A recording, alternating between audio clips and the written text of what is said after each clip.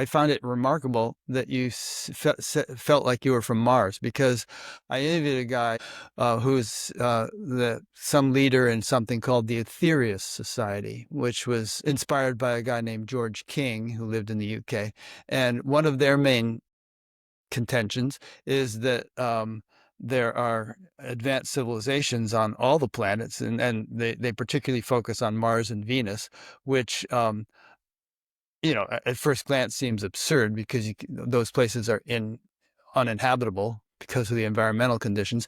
But they say it's subtle life, a subtle form of life, and that they are communicating with certain people on Earth and inspiring. And they say Jesus and Buddha came from Venus, and but one of their main sources of wisdom and information was this guy from Mars, or this entity or being of some sort from Mars, which they claim has a very advanced civilization living in a subtler dimension. So I just thought that was kind of coincidental in an interesting way, that you felt like you were from Mars. Maybe you're one of them. The kind of people I interview very often have realizations like that when they were very young. They just feel like they don't belong here. Where did they come from? Who are these weirdos that they live with?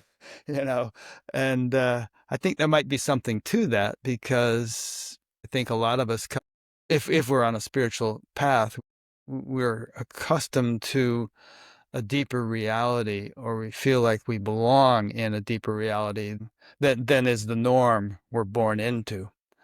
There was a guy I interviewed named Christian Sundberg who at one point began to remember not only his past lives, but his before birth life. And he remembered kind of signing up to be born on Earth, and then chickening out when he was in the womb and aborting himself, and then getting a second opportunity eventually and being born. But it was a real shock and a real challenge to be in this world compared to what the world he had